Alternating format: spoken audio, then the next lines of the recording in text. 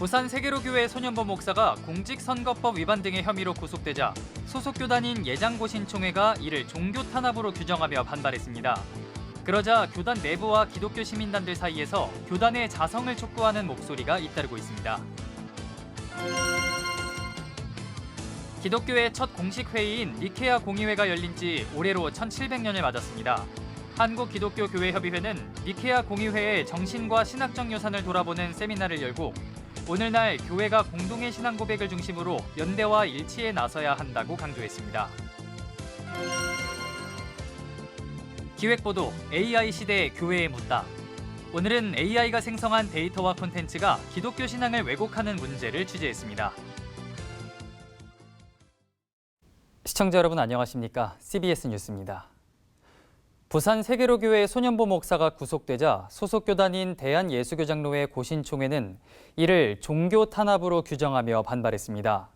그러자 교단 내부와 기독교 시민단체에서 자성을 촉구하는 목소리가 잇따르고 있습니다. 장세인 기자가 보도합니다. 공직선거법과 지방교육자치법 위반 혐의로 구속된 손현보 세계로교회 목사. 손 목사와 세계로교회가 속한 대한예수교장로회 고신총회는 손 목사 구속을 고신교회 전체에 대한 정치적 탄압으로 규정하며 강력 대응을 선언했습니다. 그러자 교단 안팎에서는 예장 고신총회를 향한 강한 비판이 이어지고 있습니다. 고신을 사랑하는 성도들의 모임은 고신총회장과 임원회에 드리는 공개 질의를 발표하고 손현보 목사의 선거법 위반이 어떻게 고신교회 전체에 대한 정치적 탄압이 될 수 있느냐면서 예배나 전도 활동이 아닌 선거법 위반으로 구속된 게 어떻게 종교 탄압인지 등을 따져 물었습니다. 또 고신총회의 성명에 대해 고신교단의 신앙과 공교회의 권위를 크게 훼손하는 처사라고 비판하면서 불법을 감싸는 정치적 성명이 아니라 교단의 신앙 고백과 헌법에 합당한 바른 결단을 내려야 한다고 촉구했습니다. 기독교 시민단체인 교회개혁실천연대도 성명을 내고 법원의 정당한 구속 결정을 종교 탄압으로 규정하는 것은 법치주의를 훼손하고 교회의 도덕성을 스스로 무너뜨리는 행위라고 지적했습니다.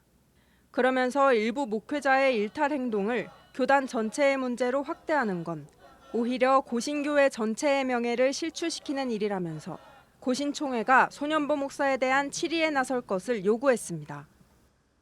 손현보 목사는 쓸데없는 소리로 한국교회를 함께 걸고 넘어지지 말고 자기의 죄악에 대해서 수사받고 처벌을 당할 뿐만 아니라 고신총회는 이번 총회에 분명히 손현보 목사를 처벌할 것을 당부하면서 한편 오는 23일부터 열리는 예장 고신총회 정기총회에서는 손현보 목사의 설교와 정치 활동에 대한 신학적 입장을 정리해달라는 청원을 다룰 예정인 가운데 손 목사를 옹호하고 나선 고신총회를 향한 비판은 당분간 이어질 것으로 보입니다. CBS 뉴스 장세인입니다. 한국기독교교회협의회가 니케아 공의회 1700주년을 맞아 니케아 공의회의 정신과 신학적 유산을 돌아보는 자리를 마련했습니다. 오늘날 교회가 마주한 복잡한 도전 앞에서 공동의 신앙 고백을 중심으로 한 보편교회의 연대와 일치가 강조됐습니다. 오요셉 기자입니다. 325년 개최된 니케아 공의회는 기독교 역사상 첫 세계 공의회로 당시 교회 내 신학적 혼란을 극복하고 기독교 신앙의 뿌리를 다진 역사적인 자리였습니다. 특히 예수 그리스도가 하나님과 본질적으로 동일하다는 기독론과 삼위일체 교리를 확립하며 동서방 교회를 모두 아우르는 신앙의 기준을 세웠습니다. 한국기독교교회협의회는 오늘날 교회의 극우화 현상과 이단 확산, 교회 분열이 심화되는 상황에서 니케아 공의회의 정신과 공동 신앙 고백의 중요성을 일깨우는 자리를 마련했습니다. 지금의 우리들의 상황이 옛날 325년에 니케아 공의회가 있을 때만큼 또 혼란스러웠을까 생각도 됩니다. 그때도 함께 모여서 하나님의 도우심을 간구하고 또 서로의 다름을 인정하면서 함께 모였던 그 의미가 오늘 좀 새로나면 좋겠다 하는 생각이 좀 듭니다. 발제자로 나선 장신대 백충현 교수는 한국교회는 역사적 특수성과 사회 정치적 이유 등으로 분리되고 분열돼 왔다면서 지금이라도 공동의 핵심적인 신앙 고백을 바탕으로 교회의 일치와 협력을 회복해야 한다고 강조했습니다. 다른 모습은 있고 서로 차이가 있는 것은 분명합니다. 그럼에도 불구하고 공통의 핵심적인 부분이 기독론과 또 성령론, 교회론, 삼일초론에 있다면 그 부분에서만큼은 함께 모여서 대화할 수 있고 예배드릴 수 있는 이것은 다양성에서 얼마든지 허용하고 서로 자유에 존중하되 그러나 공통적인 것은 계속 찾아갔으면 좋겠다는 마음이고요. 이번 세미나에선 특별히 교회 일치의 개념을 삼위일체의 맥락에서 설명했습니다. 다양성을 존중하면서 성령 안에서 연합을 이뤄갈 때 정의와 평화를 실천하는 공동체가 될 수 있다는 겁니다. Κάθε όργανο έχει μια συγκεκριμένη δουλειά. Αυτό λοιπόν το ότι ο καθένας πρέπει να προσπαθεί με τον αγώνα του να καταλάβει τι όργανο είναι μέσα στην Εκκλησία είναι αυτό που κάνει το Άγιο Πνεύμα και μας καθαρίζει και φτάνουμε σε αυτό που λέμε στην Ορθόδοξη παράδοση θέωση. 생명을 주시는 성령 안에서 교회는 하나이요 거룩하고 사도로부터 이어오는 공교회로 존재합니다.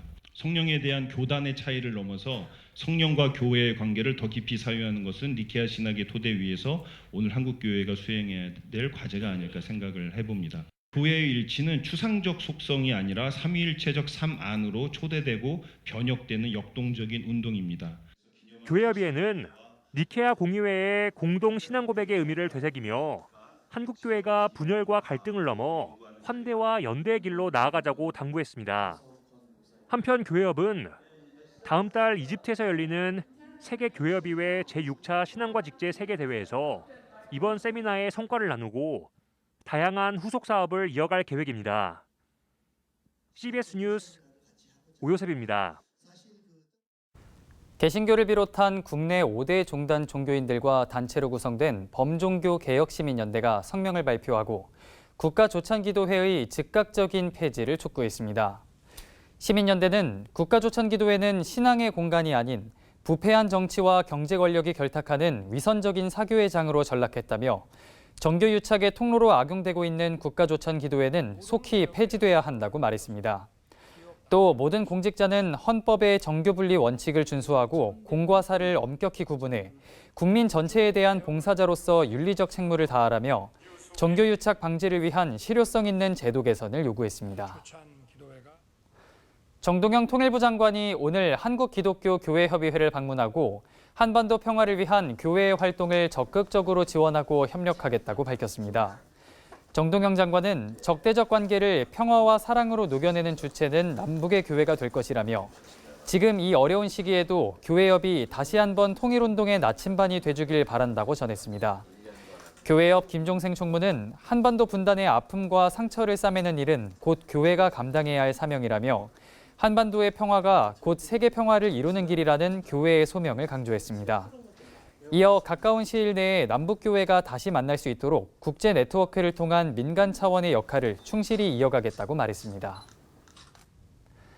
기독교 대한성결교회 교단지인 한국성결신문이 기독교 언론의 방향성을 모색하는 세미나를 개최했습니다. 발제자로 나선 성락성결교회 지형은 목사는 언론의 기본 기능은 비판에 있다면서 이 역할을 제대로 못하면 사회는 독재와 야만으로 간다고 지적했습니다. 그러면서 기독교 언론은 선교와 비판 두 가지 역할을 다 끌어안고 가야 한다며 언론의 비판이 기독교적이려면 근거와 기준은 당연히 성경 말씀이라고 덧붙였습니다. 세미나에 앞서 드린 감사 예배에서 윤성원 목사는 언론은 교회 대변인이 아니라 하나님의 뜻을 전하는 예언자의 목소리여야 한다고 당부했습니다.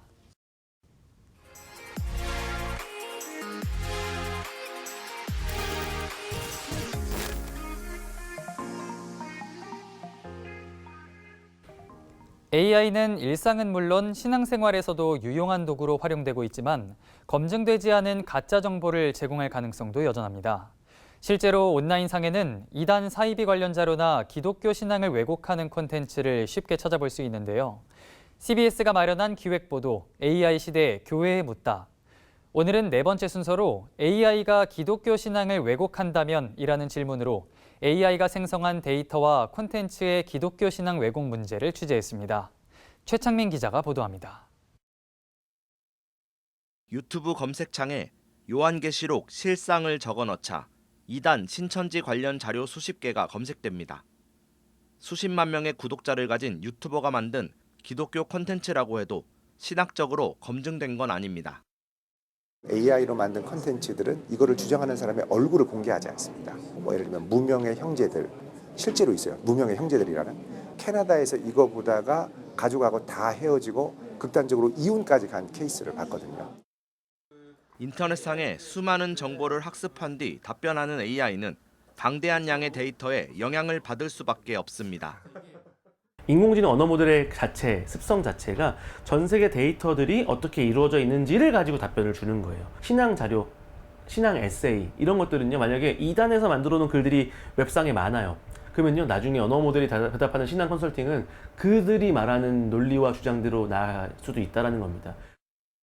현재의 기술 수준에서 AI는 사실이 아닌 정보를 생성하는 할루시네이션 현상도 빈번히 발생합니다.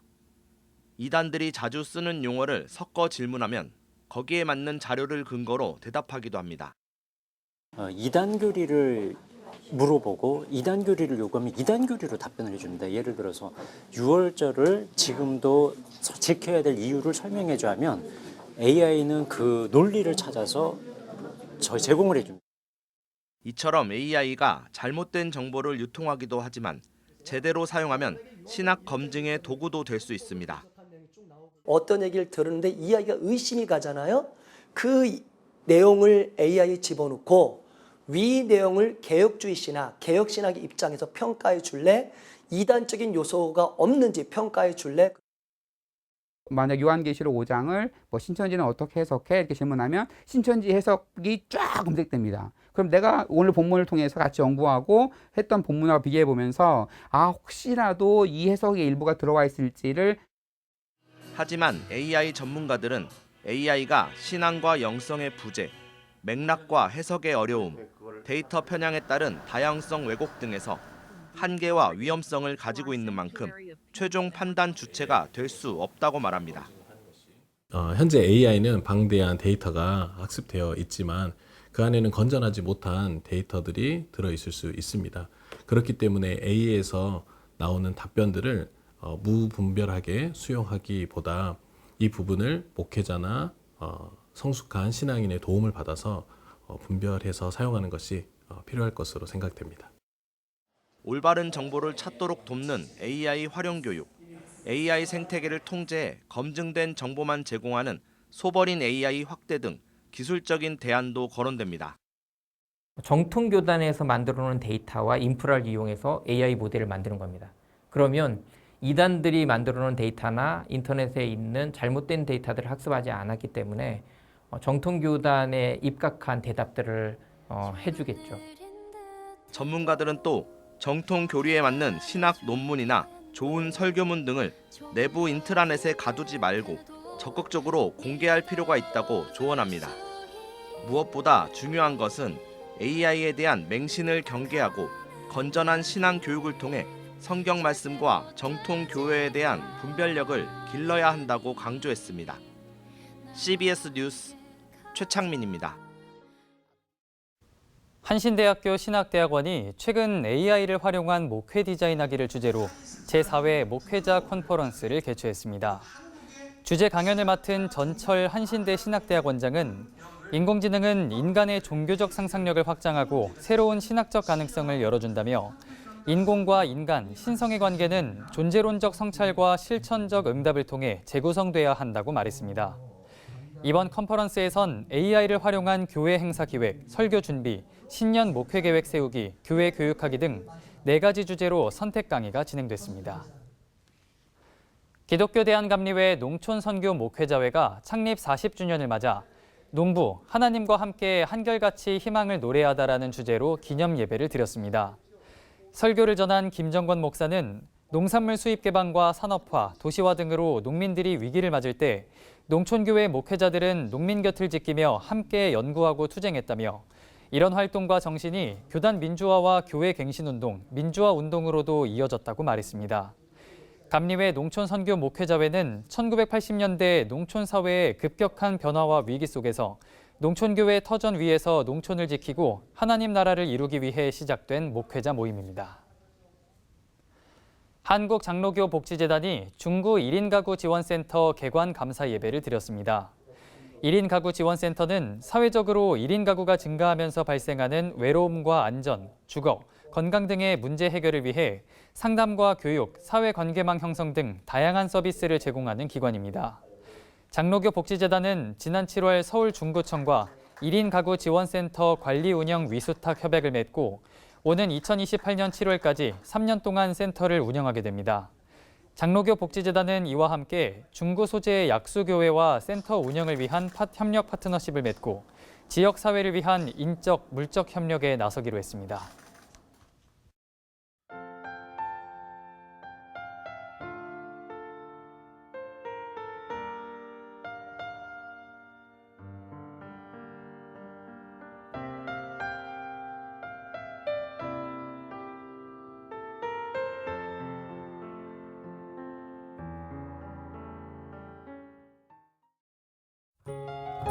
날씨입니다. 내일은 전국 대부분 지역에 천둥 번개를 동반한 매우 강하고 많은 비가 내리겠습니다. 내일 아침 최저 기온은 20도에서 25도, 낮 최고 기온은 23도에서 30도로 예상됩니다. 이상으로 뉴스를 마칩니다. 시청해주신 여러분 고맙습니다.